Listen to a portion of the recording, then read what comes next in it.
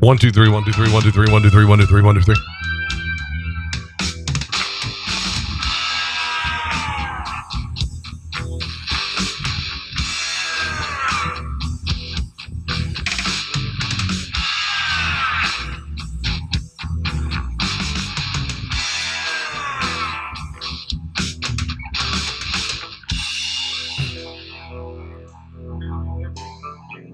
All right, we're going to start this in just a second here, guys.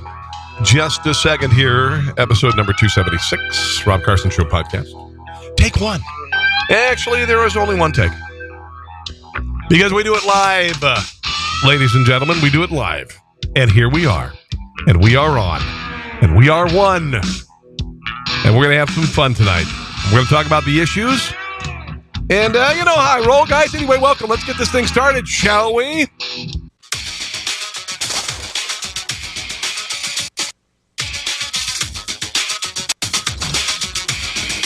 There it is. That is the Rob Carson Show intro, and welcome to the show. Thank you for joining me tonight.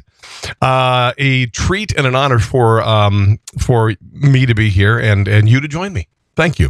I had an interesting day today, and I'm going to tell you about some of the things that happened today, if you don't mind, in just a couple of seconds here. But I do actually need to play this too, by the way. It's the Rob Carson Show. Are you ready to be pod smacked? Boom! Now, here's Rob Carson. All right, so today I was in training for a job that I'm going to be doing as well as the podcast.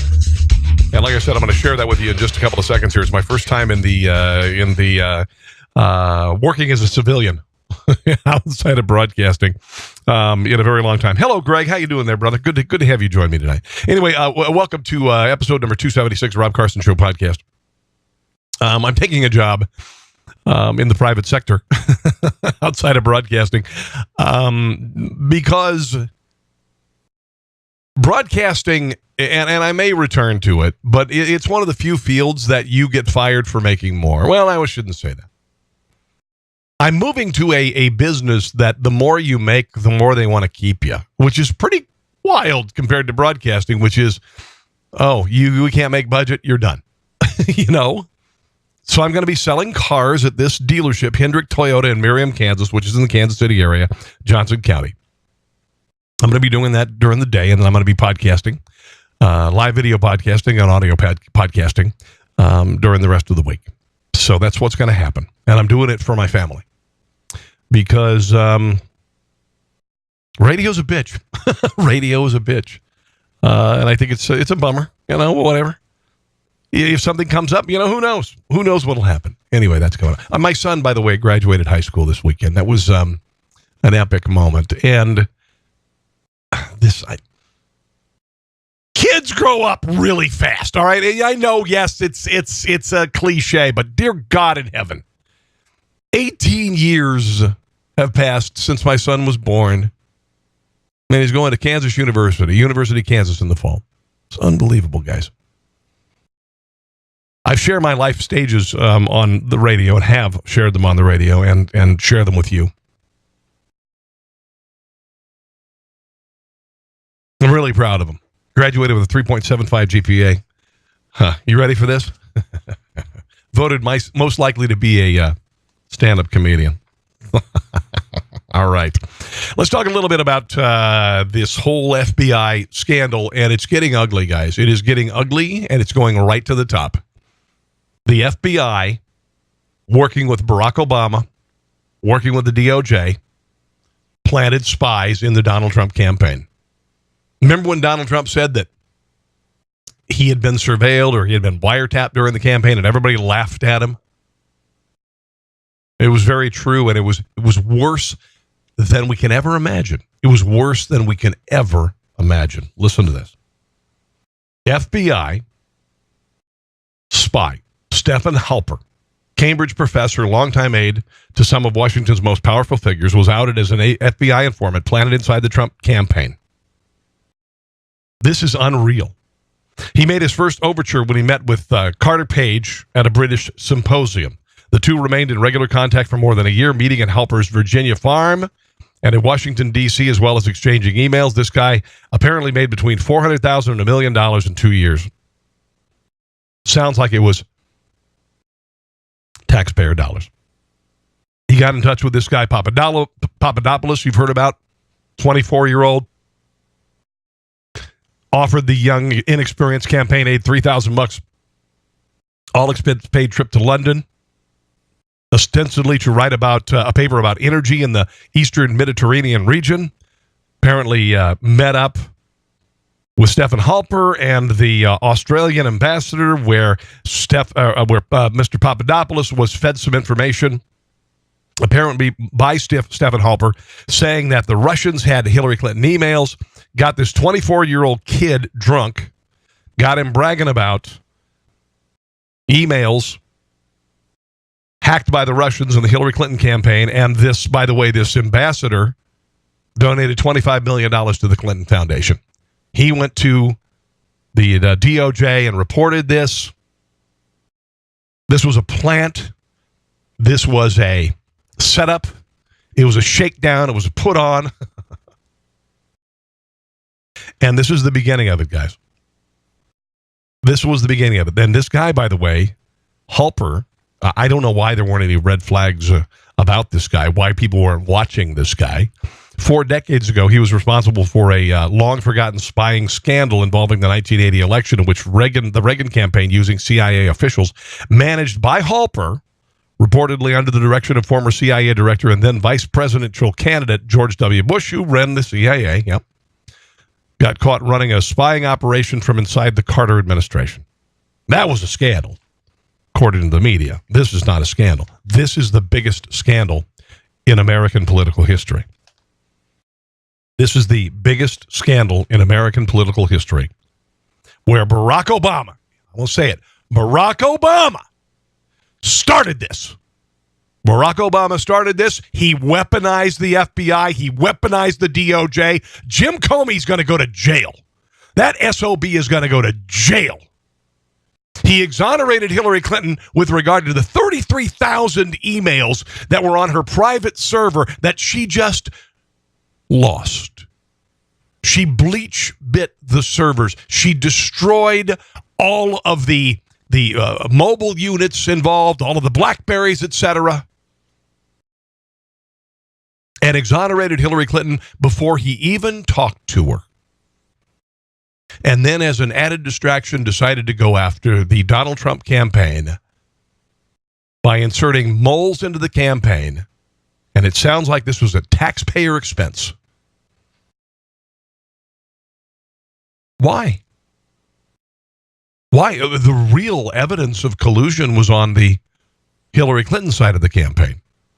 The Hillary Clinton side. By the way, the Mueller team is saying they're going to conclude the investigation by September the 1st. Apparently, he shared his timeline with Trump a couple weeks ago. Rudy Giuliani said Trump's legal team is still discussing the possibility of Trump meeting with Mueller's team with a tentative date in mid-July. I just think this thing is collapsing on itself.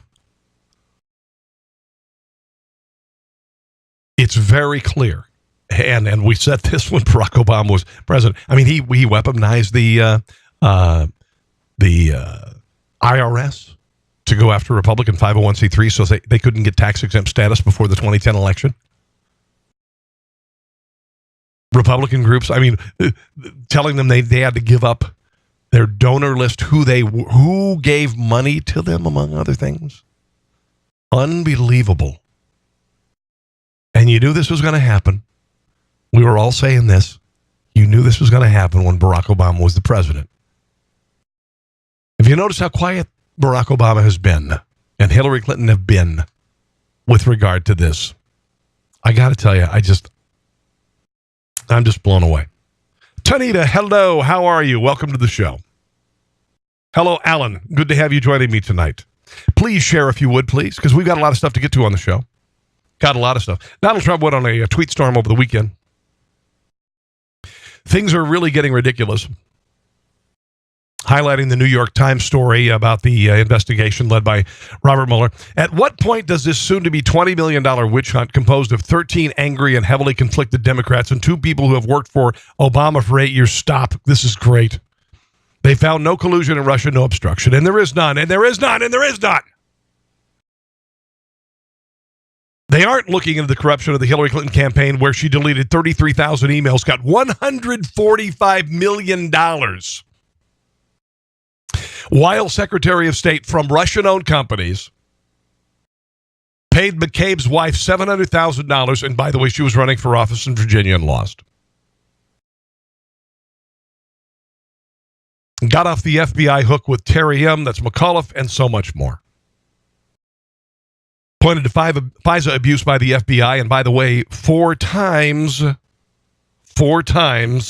FBI went to the FISA court, because you go 60 days at a time. You can go get a 60-day warrant to surveil people for 60 days, and then you've got to resubmit it. Now, here's the thing. The main piece of evidence used by the DNC, Hillary Clinton, the FBI, and they were all in cahoots, ladies and gentlemen. Yes, I said in cahoots, was the dossier, the Steele dossier, which Jim Comey originally said was incredible. Not incredible, I should say uncredible. Yet they didn't tell the FISA court that it was bought and paid for by Hillary Clinton. It was bought and paid for by the DNC. It was bought and paid for Barack Obama's Organizing America. All of those things are true. I mean, do we need any more clear evidence that the FBI was working on the side of Hillary Clinton's campaign and the DNC and Barack Obama's Organizing for America to take down a candidate, to take down a presidential candidate, number one, to disrupt or destroy a transition team, and ultimately to destroy a president? The excrement is hitting the fan, folks. The excrement is hitting the fan. Alan says, hello, Rob. Still haven't smoked any of the cigars. Alan won a humidor for listening to this show. He also got some cigars, the humidor. He's got, just some cigars.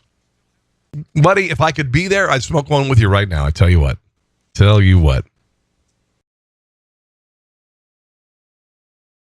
I don't even know what to say. I don't even know what to say. The abuse of power, the woeful dereliction of duty by the FBI and the DOJ with regard to Hillary Clinton's private server. It could be no clear. You couldn't find a way to make it clearer that the Democrat Party and Barack Obama were going to do anything they could to get Hillary Clinton into office. And she still didn't win. Think about all that. Think about all of the things that were going on. You've got a sycophantic media that supports Hillary Clinton, and 91% of the stories on the media are negative about Donald Trump. You've got this narrative being drummed that Donald Trump was colluding with the Russians, and none of it was true. And now we're learning some just incredible things. Just honestly incredible things. Devin Nunes not ruling out the possibility of multiple FBI informants in the Donald Trump campaign. Here he is talking about that, and how, by the way, if taxpayer money was used, taxpayer money or otherwise, if an FBI informant was implanted in a political campaign, that's crossing a line. But he says if you include the taxpayers paying for it, it's even worse. Conducted by the Department of Justice. What were you referring to? Well, there were 2 mainstream media outlets on Friday night that had lots and lots and lots of details. If any of those details are correct. So remember, we don't have any documents. We can't confirm whether there's an informant or not an informant because we've never been told nor given documents. And in fact, we know there's one informant. We know that there's one informant, Stephen Halper. We know that. Never even asked for the name of any informants or any sources whatsoever. So if any of that is true, if they ran a spy ring or an informant ring and they were paying people within the Trump campaign, if any of that is true, that is an absolute red line. There is not an honest person in this country who can believe that taxpayer dollars going to fund this ring and why? Listen, there was no evidence to go after the Trump campaign. There was nothing there. There was a dossier, right? So they had no probable cause to go after the Trump campaign. They were charged with doing it. Barack Obama charged the FBI with doing it. And it wasn't about Russian collusion. It was about finding anything. Paul Manafort. A financial issue in 2005. What the hell does that have to do with Russian collusion during the election? Not a damn thing. It was used as a giant, massive fishing expedition to take down anybody and tie it to Donald Trump's administration, Donald Trump's campaign. Operate like this, like what's said in the New York Times, I think it would have quite a bit of detail on it. If any of that is true, this is a red line in this country. You can't do this to political campaigns. But they did it. They freaking did it. And you know what's really amazing? That campaign, despite it all, kicked Hillary Clinton's ass. I mean, this was done, according to them, this was done in the spring. Before the counter... 100 days before the election was originally what I'd heard, but he's saying the spring, which would have been further than that. Intelligence investigation was even open. If that's true, we need to know about it. So, well, the New York Times reports and the Washington Post... At least the New York Times is reporting... that somebody was paid. Somebody was paid, and they were interacting with the Trump campaign. You want to call it spying? Fine. But somebody was paid. Isn't that right? That's what the New York Times says. If they paid someone, it's an absolute red line, and this is over with. I mean, I don't know how to say this. I mean, there is no possible way that we should be allowing, even if it was legal, we should never allow this in this country. Congress should not allow for anything like this to ever occur again to any political campaign if it in fact happened, which is why I'll say again, all they got to do is provide us the documentation. If they didn't do anything like that, provide us the documents so we can verify it. Well, when you say this is over, what? Yeah. Oh, hold on a second. What do you mean this is over? I mean, we have criminal referrals from the Inspector General. What I'm saying is it's over. And when I say it's over, meaning that this whole thing is a scam. I mean, that there's real FISA abuse here. If there is real FISA abuse, I just can't imagine if what's in these stories is true. How can any American stand for this? Amen. I couldn't agree with you more. And the thing is also, this is the swamp. This is the swamp. This is it. This is what the swamp does. You see a political outsider coming in, and he's talking about draining the swamp. Things are going to change. Regulations are going to be rolled back. And they don't like it. These career politicians, these career bureaucrats who move to Washington, D.C. to spend their entire lives telling us how to live ours. That's what the election was about. And now we're finding the lengths that the swamp would go to try to take somebody down. And anybody else, they probably would have succeeded. Not this guy. Not this guy. He's a street fighter, man. He is a street fighter. Here is, let's see here. Oh, here's a little bit from Sean Hannity talking Friday night about this ever-increasing scandal. He had a great show today, by the way. Here he is. The deep state abuse of power that we have now been uncovering for over a year is even tonight far worse than any of us could have ever imagined. Worse. This is Watergate on steroids. Thank you. Remember the Nixon scandal? It was about a third-rate burglary. This is It was nothing. The Watergate scandal was nothing. Deep state political hit job, now spying on an opposition party campaign, FBI spies during an election, and it gets worse. The deep state isn't even trying to hide it, and what they did, they're now bragging about it. The former Obama Director of National Intelligence, James Clapper, is actually saying spying on the Trump campaign was a good thing. Has he ever heard of the Constitution? The Fourth We're gonna Amendment. unpack all these stunning new details tonight. Now, it will make you question how this could ever happen in the United States of America. And also tonight, a deep state source smear. This is pretty unreal. Liberal, media, anonymous government sources falsely accusing the president and Republicans and conservatives of actually endangering the life of an FBI informant. You know, the one that was spying for the FBI and the Trump campaign. Yes. Do they have a warrant? It's also revealing critical information about who this person really is. Stephen And Halper. tonight, the Speaker of the House, Paul Ryan, he is now telling the special counsel, wrap up this corrupt investigation. And it's about time. And if you had heard this months ago, my dog is barking. If you had heard this months ago, you might not have believed it. But now we're learning more, and we're learning more, and we're learning more. The scope of this is massive. The reach of this is massive. It is stunning. Not a surprise. Not a surprise. During the Obama administration, like I said, we saw the IRS abused. We saw the EPA abused. It's not a surprise. None of us should be surprised. Peter Strzok, former FBI official, had a lot of texts with his concubine.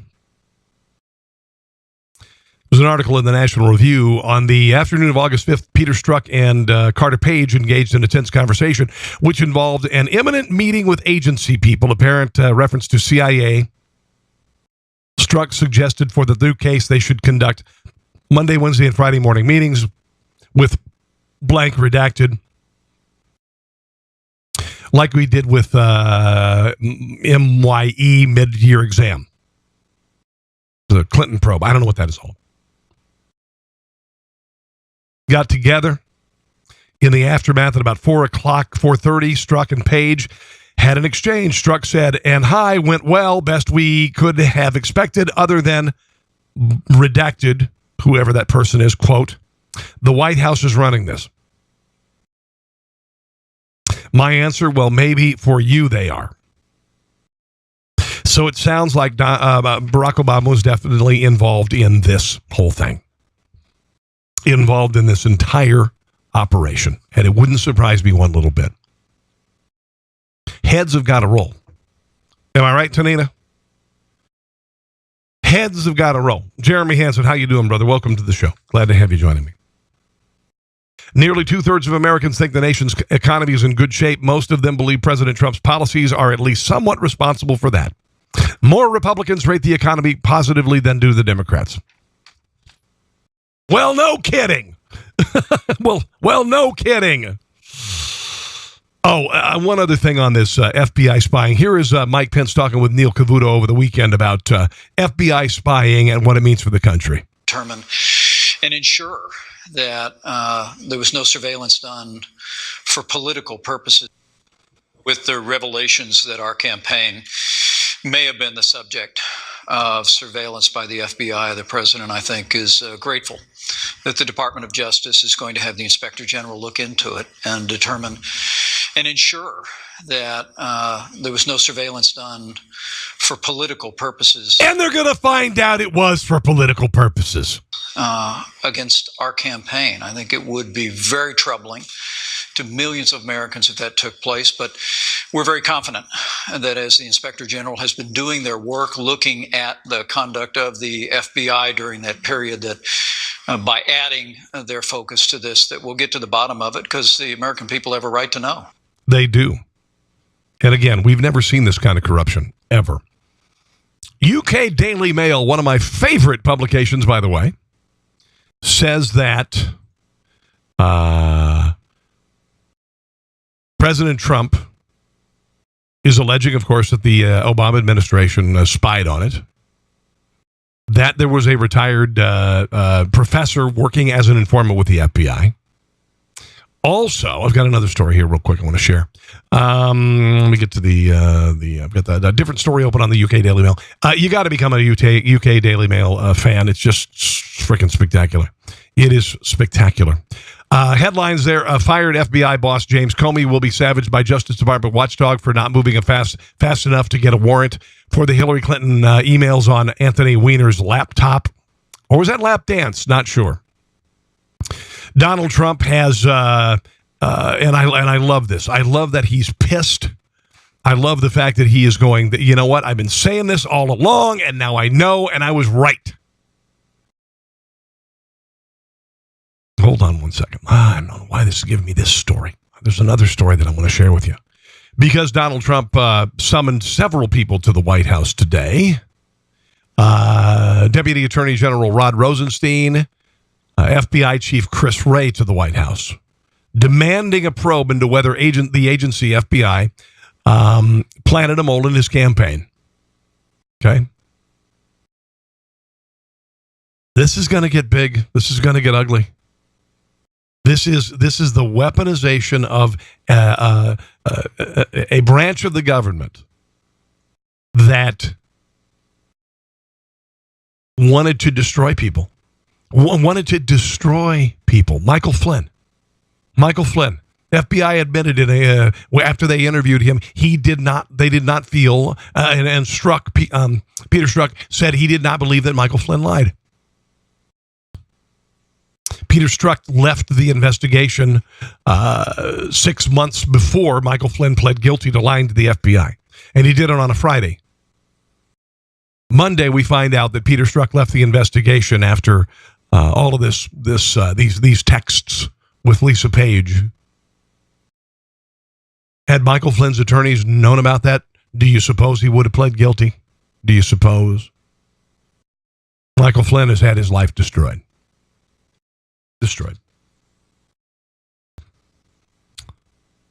Republican National Committee has set another fundraising record.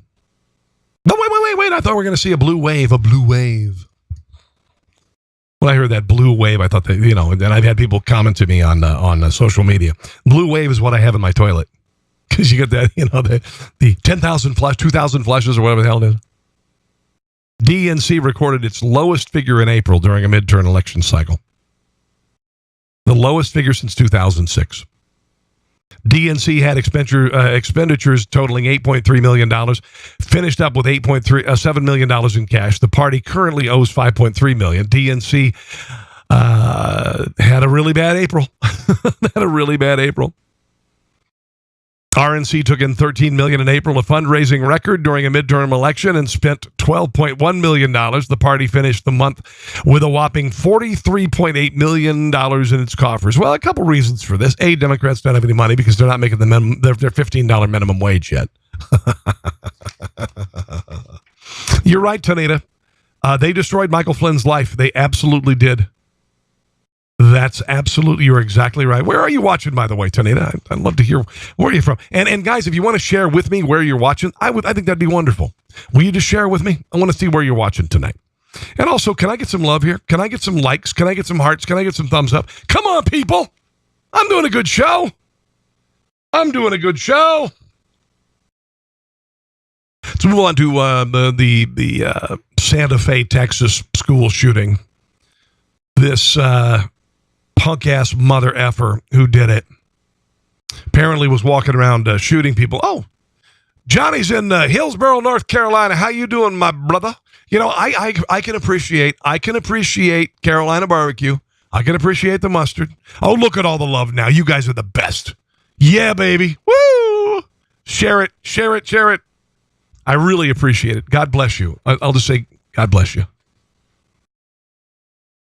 This kid, Trenton Beasley, was a student on Good Morning America, said that he was playing music, making jokes, had slogans and rhymes he kept saying. Every time he'd kill someone, he'd say, another one bites the dust.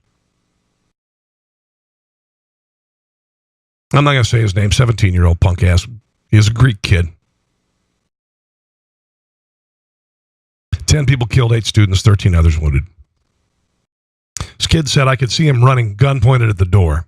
As his adrenaline raced, Beasley said he'd wrap wounds for a victim. It wasn't until police rescued him that they realized he'd been shot. This kid, listen to this kid, Trenton Beasley. Has he used the F-bomb? Has he gone after the NRA yet? Has he used the F-bomb and has he gone after the NRA yet? Like the Parkland, Florida shootings. Has he done that? Has he was, it sounds like he was in the school, unlike some kids in Parkland who were riding their bikes to school and then decided to play anti-NRA and become political tools for the media. Kid was wrapping wounds for victims and he didn't realize he'd been shot. Another student, Rome Schubert, scaled a 7-foot wall. He fled during the shooting, initially not realizing he'd been shot in the head.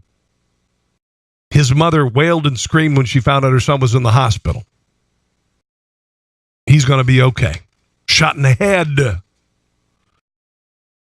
He wasn't hurt critically. The bullet went through the back of his head and out the side. If the wound were anywhere else, he said the doctors told him he could have been paralyzed or killed.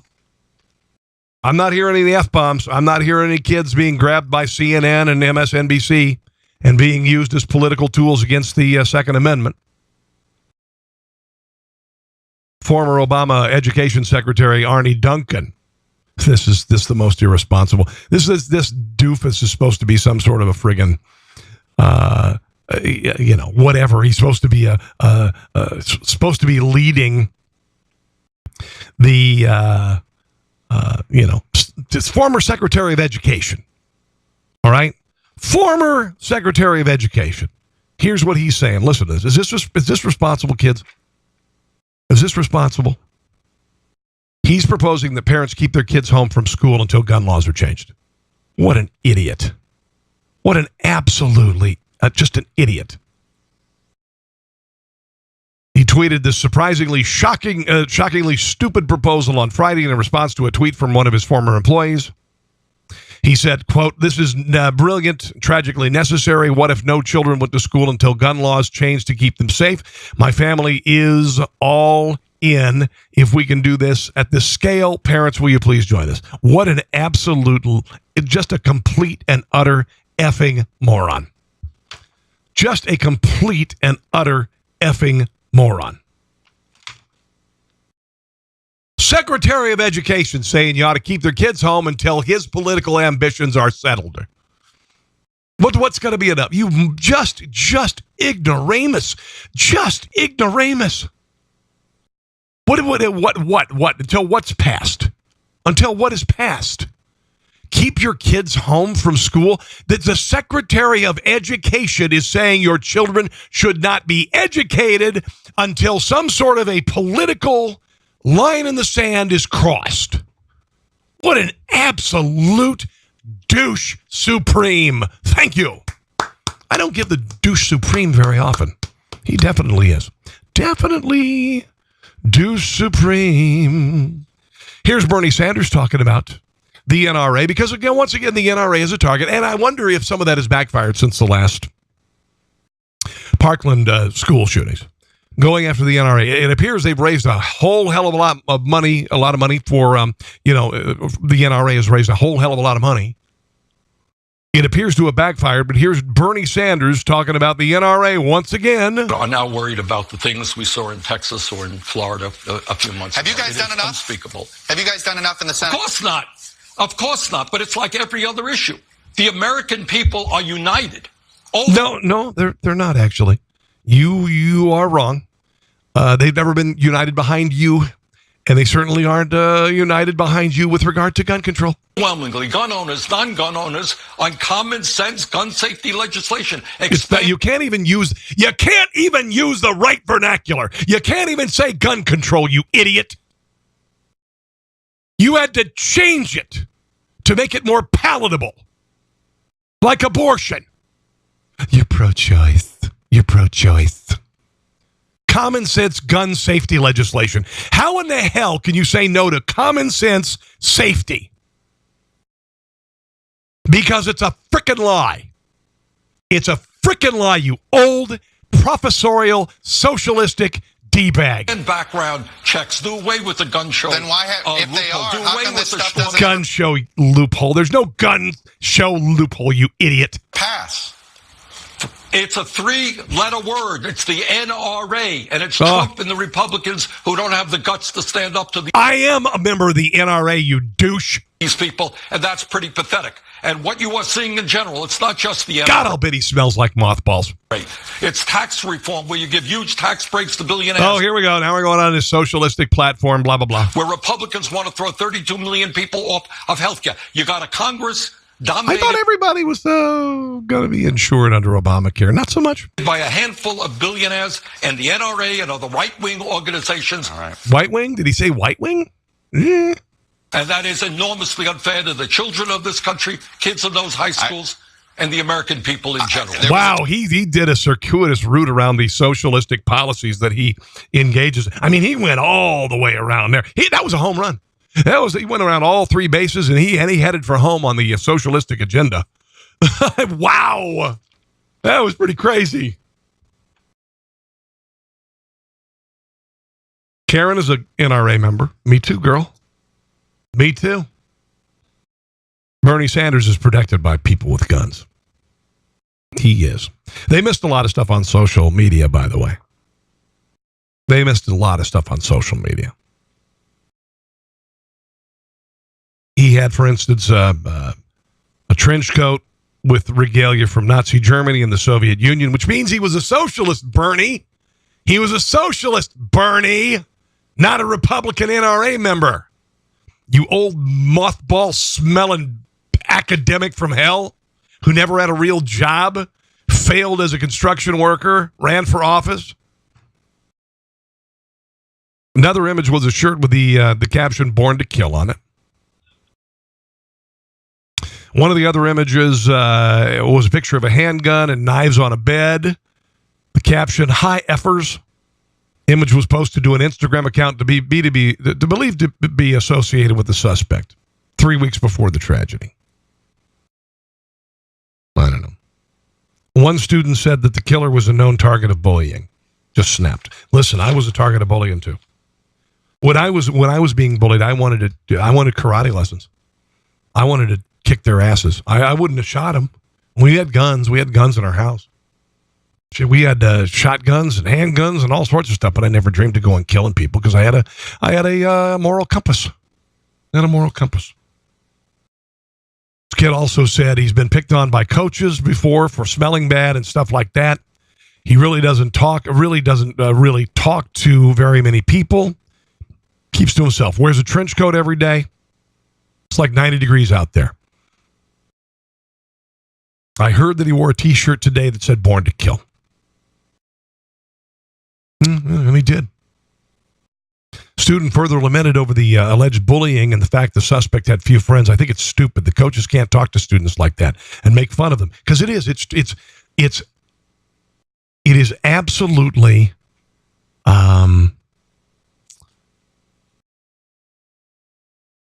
soul destroying to be picked apart by adults like that. And if they did this in front of other kids, I'm not saying there's no excuse. The son of a bitch needs to go to jail for life or whatever. Kid said it's about the coaches. That's their fault, strictly their fault. Not the kid's fault, but their fault. No one has talked to him or tried to be nice to him. Yeah, I know. This happens all the time. When are we going to focus on that? Okay, the father did a very piss-poor job of securing his weapons. Did a really piss-poor job of it.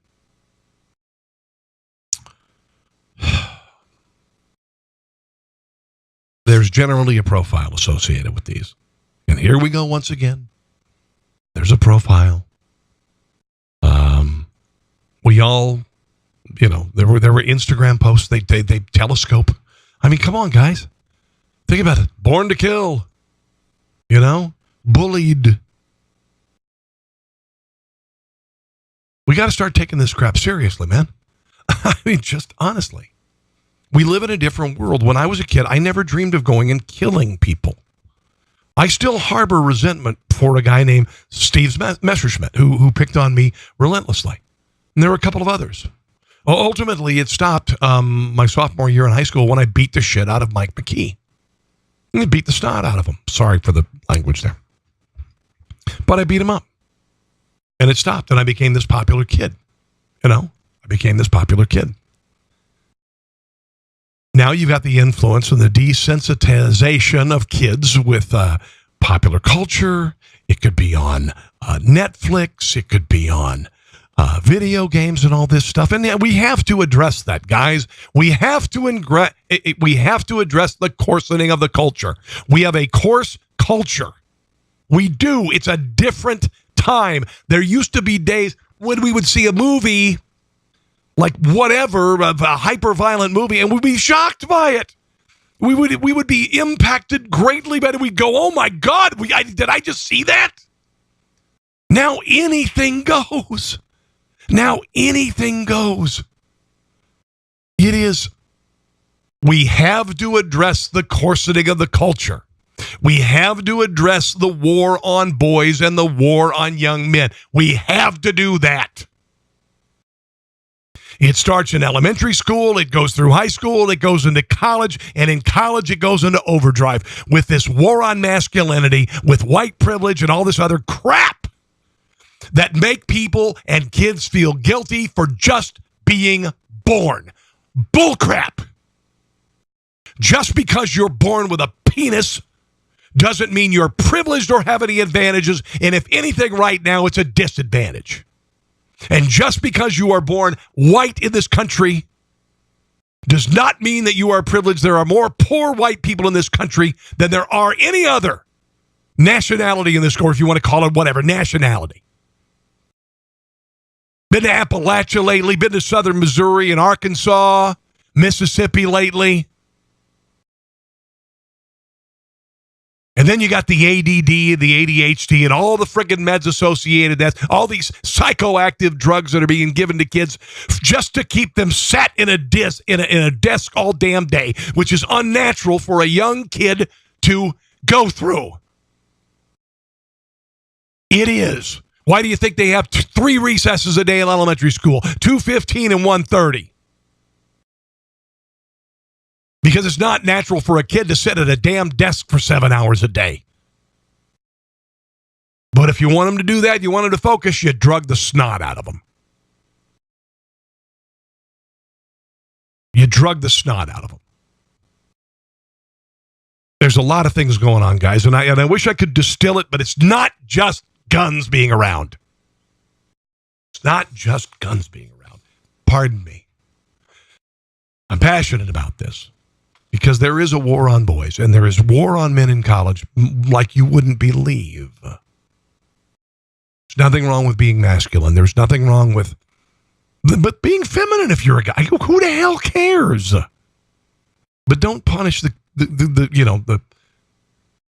stereotypical males just because they're men and just because they're boys. All right? Okay. Let me mention my T-shirt and swag line right here. I've got about 75 designs here, guys, and I wish you'd consider ordering one of them. They are bright. Some of them are a little more plain, but they're just fun. We got the adorable deplorable with a heart on it. You could get that for your toddler or a baby with a onesie. You could get that for your wife or girlfriend on a tank. Or just a cool shirt. Veganism is an eating disorder. It's one of my favorite ones. You've got the drunk Hillary Clinton with Uranium One making Russia great again. You've got the iconic Che Guevara shirt. And I said, murderous commie douchebag, not a hero. Just go to teepublic.com. teepublic.com. And then search for Conservatees. Conservatees, that's CONSERVATEES, at the end there. And you'll see them, and you could get the stuff put on mugs and mouse pads and phone covers and laptop covers and T-shirts and hoodies, and it's great stuff. I work with a guy named San Cangelosi, and he is absolutely spectacular. Absolutely spectacular. Let's see. I got a couple other things I want to share with you. Just real quick, a couple of things. How about the death of late night television? How it's not funny anymore. Writer for Seth Meyers, who's just not funny. used 4 minutes of time to rant about the latest episode of Roseanne, pegging the show and the rest of America as racist. Amber Ruffin is her name. This isn't funny. This is a political. If you want to get on a political soapbox, do it somewhere else.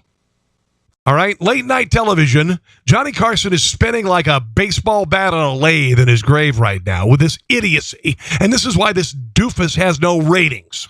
Plus, he's just not funny. He's an annoying little D word for Richard. Here is a little bit of piece from this awful woman, Amber Ruffin, with her commentary about Roseanne.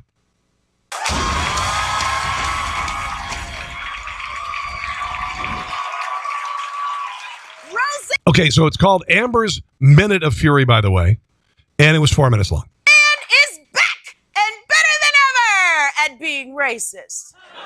So in this tired-ass episode, she has Muslim neighbors. That's funny. In this tired-ass episode. And she thinks they're terrorists until they give her their Wi-Fi password, and then she decides they're okay and saves them from a different... You know, get a political talk show, all right? And if you're going to continue to be a comedy writer, write something funny. Racist person, proving that she is no longer racist. Now, let me tell you one of the bajillion reasons why this episode was poison. That show is poison. Oh, there you go. See, she's just singing a Boys to Men. Was it a Boys to Men song? She didn't like these people until they proved they got somebody there. They've got to have somebody there with a sign saying applause or laughter. That they were one of the good ones by giving her their Wi-Fi password. So what would have happened in this episode if they had been mean to her, as was their right to do? She'd have called the cops and they'd have gone to jail. That's what the what? And that's what's wrong with this episode. The minorities... Okay, you know, who gives a rat's ass what you think? Honestly, who gives a rat's ass what you think? This is supposed to be a late night interview and comedy show. And you've got this thrown in the middle. Here's the problem. You know, I worked in music radio for a number of years. You cannot, if you choose what you want to do, you choose your poison. If you're going to do a late night comedy show, you do a late night comedy show. If you want to do a wacky morning radio show with lots of music and a celebrity dish, do that. But you don't cross the streams. My show crosses the streams a little bit. I do enter the realm of pop culture. I do, to point out the absurdity of it. But by and large, this show is, a political / pop culture show. Today, we've covered a lot of political stuff. And that's okay. And that's okay. But if you're going to do that show, either you make it political or you don't. You make it political or you don't. You make it an interview show. If you're going to have... Seth Meyers, you don't have cred as a political commentator, and neither does this awful, unfunny woman. Who was that? Hold on. Her name is Amber Ruffin. Amber Ruffin is her name. She's a writer on Seth Meyers' show. And this is the reason why, honestly, nobody watches the show. It is the worst rated. It is uncomfortable. It's not very entertaining. That's just it. Amber Ruffin. All right. I'm going to wrap things up here in a couple of seconds here, guys, because I've got a lot of stuff. I've got a lot of stuff to do. I've got to do some online training to sell cars. It's kind of funny. And I'm going to be doing that. And I'm going to be doing this as well, guys. And I won't, unfortunately, be able to do as much weekly podcasting as I would like to. But you know what? Eventually, I hope to, maybe down the road, do both full time. So anyway, that's what's going on. Last story. Preston Wilson apologized Saturday for a reference he made to slavery during a television broadcast of the Houston Astros game against the Cleveland Indians earlier in the day. Wilson played 10 years in the majors, was working the game for the Astros television affiliate, brought up slavery during a discussion with fellow ex-player Jeff Bagwell. I don't know Preston Wilson. I'm not sure exactly who he is here. Let me just go ahead and just Google Preston Wilson. I want to see if he's a black guy. Because, aren't you supposed to, if you're a black guy, be able to say anything about, slavery or whatever? Can you just make fun of it? Yeah, he's a black guy. He's a black guy.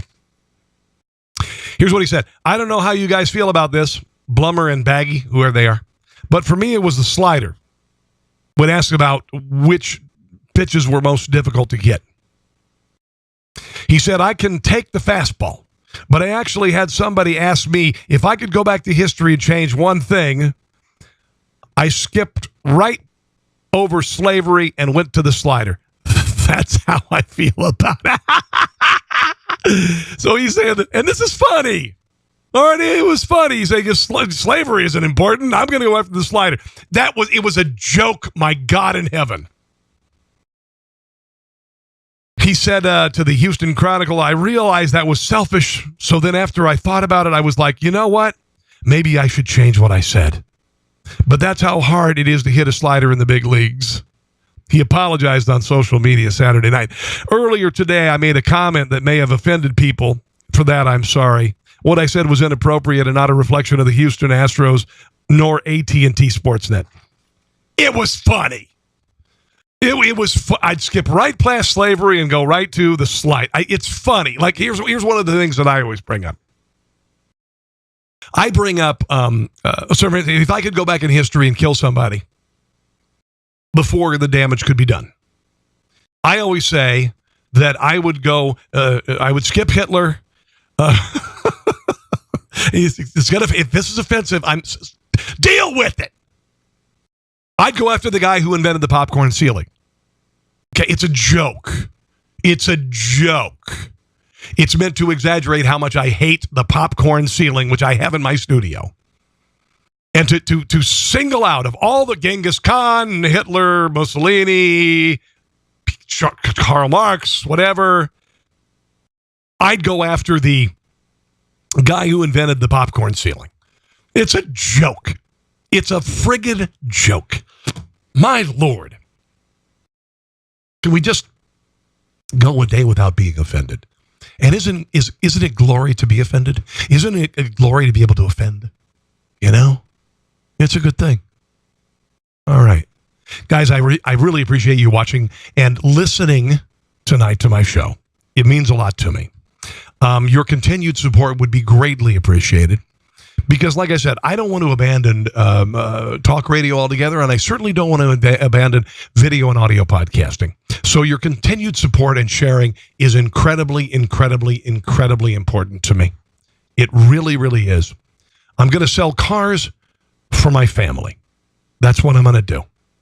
Hendrick Toyota, Miriam, if you're the Kansas City area, if you'd come by and talk to me, just ask for Rob Carson. Ask for Rob Carson, or you can just call and ask for Rob Carson, and I'm gonna take care of you. And you know what? If I'm gonna do this for a while, I'm gonna be the best at it that I can be. I'm gonna throw myself completely into it, and it is the first time I've done anything different in my career. It is the first time I've done anything different in my career other than radio. So I'd appreciate your support. Prayers for the kids in Texas. Prayers for the survivors. Prayers for the deceased, prayers for the family and the friends, prayers for those who have to live with the image of watching their friends die. God bless you guys. Have a glorious evening, and I'll see you again soon. Thanks for listening to The Rob Carson Show. Friend him on Facebook at Carson Show, on Twitter at Rob Carson, and on Instagram. I think Facebook and Twitter are enough for now. We'll see you soon.